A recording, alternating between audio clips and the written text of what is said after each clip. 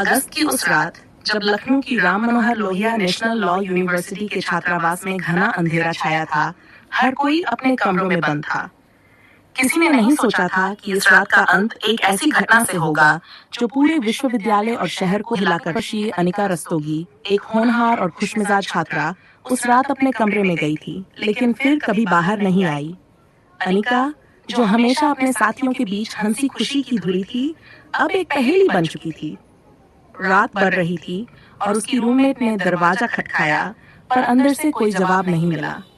धीरे धीरे विश्वविद्यालय के गलियारों में खामोशी के बीच एक बेचैनी फैलने लगी।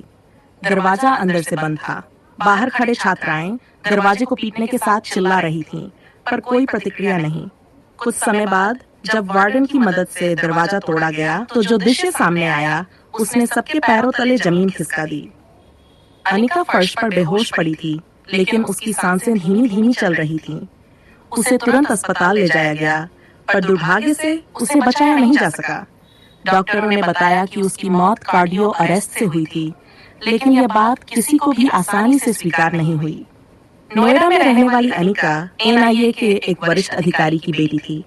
वह पढ़ाई के साथ साथ जीवन के हर पहलू में सक्रिय और खुशमिजाज थी। उसकी मौत का कारण अभी तक एक पहेली बना हुआ है। पोस्टमार्टम रिपोर्ट का इंतजार किया जा रहा है, पर विश्वविद्यालय के छात्र और अनिका के परिवार को यह घटना हजम नहीं हो रही है। उस कमरे के बंद दरवाजे के पीछे क्या हुआ था? क्या यह वाकई सिर्फ एक कार्डियो अरेस्ट था, या फिर इसके पीछे कोई और खौफनाक सच्चाई छिपी है? अनिका की मौत के पीछे का रहस्य जैसे जैसे गहराता जा रहा है, पूरे शहर में सनसनी फैल रही है। क्या पुलिस इस रहस्यमय मौत की परतों को खोल पाएगी, या फिर अनिका की मौत हमेशा के लिए एक रहस्य बनकर रह जाएगी?